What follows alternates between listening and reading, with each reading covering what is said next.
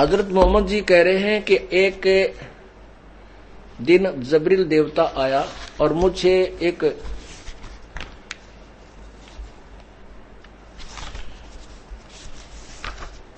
गधे से थोड़े बड़े जानवर पर बैठा कर ले गया, बुराक पर।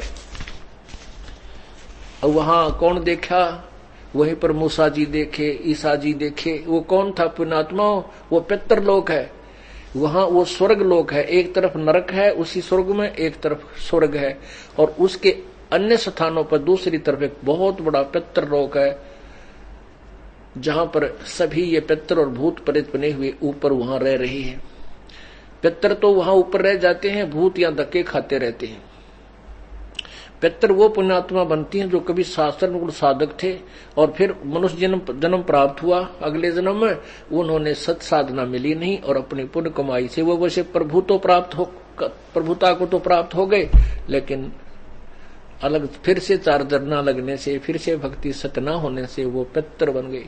अब वहां सारे वहां मिले उसको। देखिएगा, ये देखिएगा पृष्ठ 164 पे, प्यारे नबी अपने सच्चे साथियों के बीच बैठे। अल्लाह ने उनको जो बड़ी बड़ी नेमत दी थी उनका जिक्र करने लगे।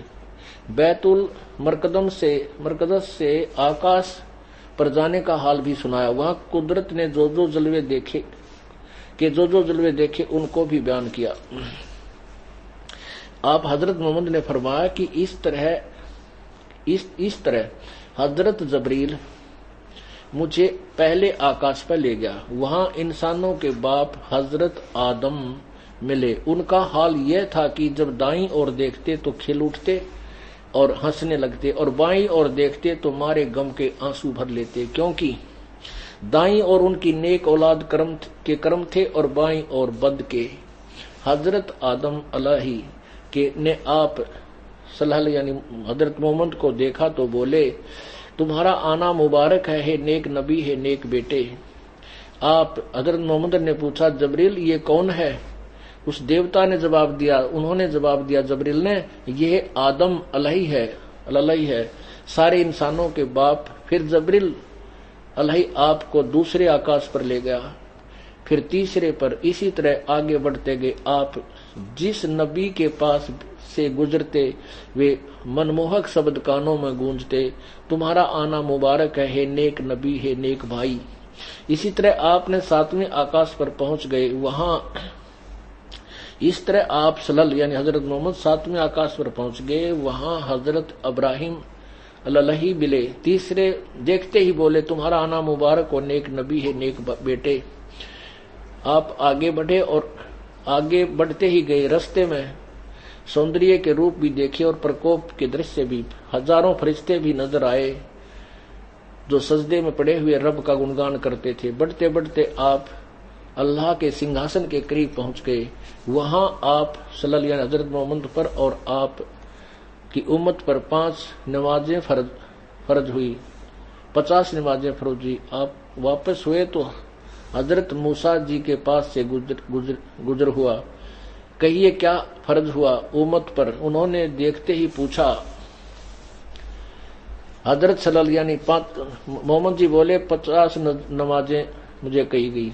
मूसा ने कहा, लौट कर जाइए, रब से कमी करने की दरखास्त कीजिए। फिर कम कर 5 नमाज हैं, ये 5 रहेगी। अब पुण्यात्माओं,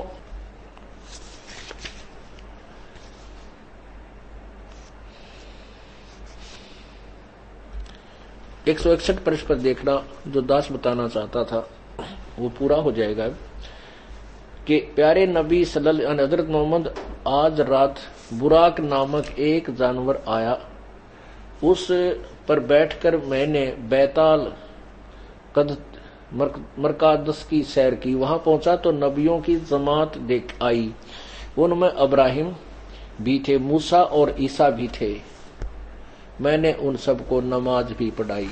अब देखो हजरत मोहम्मद जी क्या बता रहे हैं कि वहां मैंने ईसा जी को भी देखा, मूसा जी को देखा, इब्राहिम को देखा, जो इनके यहाँ बहुत अच्छे नबी हुए हैं। और कहता मैंने उनको नमाज पढ़ाई। अब ये दास के बताना चाहा था कि बाबा आदम जी को हजरत मुसलमान भाई भी और ईसाई भाई भी अपना सुप्रीम मानते हैं, और वो जो महान आत्मा जिसको मानते हैं वो स्वर्ग में पहुंचा, उस पितरलोक में पहुंचा।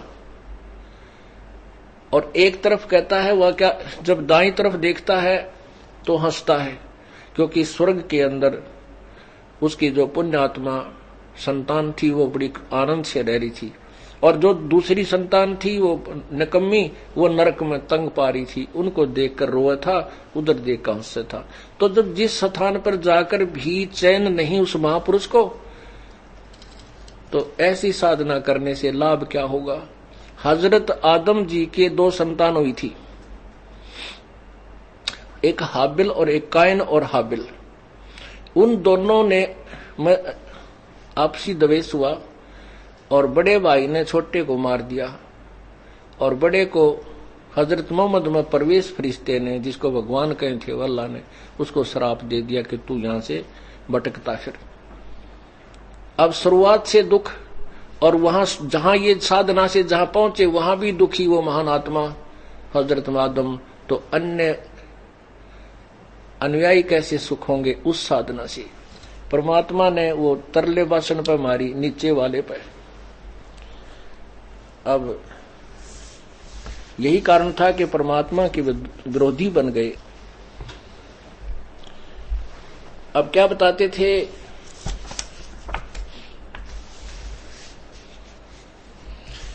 परमात्मा ने कहा कि वो साधना करो जिससे तुम्हारे पाप ना बने और पूर्ण मोक्ष हो। वो बाखबर मैं आया हूं, परमात्मा कबीर जी कहते हैं। जो तुम्हारी कुरान शरीफ के अंदर तुम्हारा अल्लाह कह रहा है कि उस परमात्मा की खबर बाखबर से पूछो, वो बाखबर मैं हूं, और मैं ही वो अल्लाह अकबर हूं, वो बड़ा भगवान मैं ही हूं, मैं अल्लाह कबीर मैं ही हूं। अब ये बात कह दे तो भाई कालजा पाट जाए। अब सिकंदर लोधी तो चस्का नहीं बोल नहीं तो नो बैठा कहा जी, क्यों उसके सामने तो ऐसे अनहोनी कर रखी, लेकिन वो शेख फरीद का तेल जैसे छींटे लगे, वो अंदर ही फूल रहा था। और परमात्मा वहां बैठे हजारों की संख्या में सत्संग सुना रहे थे हिंदू और मुसलमानों को। ऐसी बैत पढ़ो रे भाई, उल्ट वजूद अजूद अकल घर जाई। ओह अकल घर, उस घर पहुंच जाएंगे जहां जाने से कभी फिर जन्म नहीं होगा, कभी कष्ट नहीं होगा, सदा सुखी रहेंगे। तो ऐसी साधना करो मेरे भाई।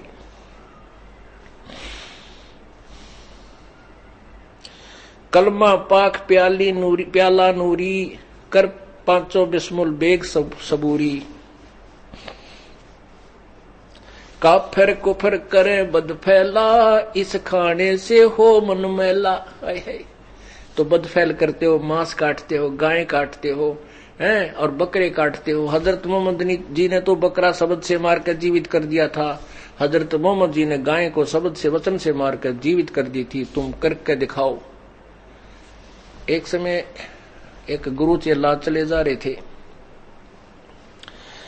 गुरुजी बोला, भाई चले तू मेरे ते एक स्टेशन पाछा रहिए, और जहां मैं रुकूं वहीं तू रुकना। जहां मैं खाना खाऊं उसी होटल पर या घर में तू खाना खाना। रास्ता तय हो गया, इन गांवों से गुजरते हुए हम चलेंगे। चेला उस रात को पिछले स्टेशन पर ठहरे, गुरुजी अगले स्टेशन पर पूरा निर्धारित थे। एक स्टेशन पर वो गुरुजी रुके, होटल पर खाना खाने लगे। उसने पूछा, भाई सब्जी क्या की है, रोटी क्या बना रखी है। होटल वाला बोला, भाई मांडे संडे महात्मा जी, मांडे संडे। महात्मा बोला, लिया भाई मांडे संडे लिया था। उसने मांडे रोटियों को बोलते हैं। सांडा एक नेवले जैसा प्राणी होता है, उसकी सब्जी बना रखी थी। महात्मा को ज्ञान नहीं था, उसने वो मांडे और संडे खा लिए, चला गया। और पीछे वो चेला आया, चेला भी उसी होटल पर रुक गया और वहीं खाना खाया। क्यों पता कर गया गुरुजी कहाँ खाना खाया। होटल वाले बोले से पूछा, भी रोटी क्या की है, मांडे और संडे। अब चला बोला मेरे गुरुजी ने क्या खाया भाई, अकी मंडे संडे खाए।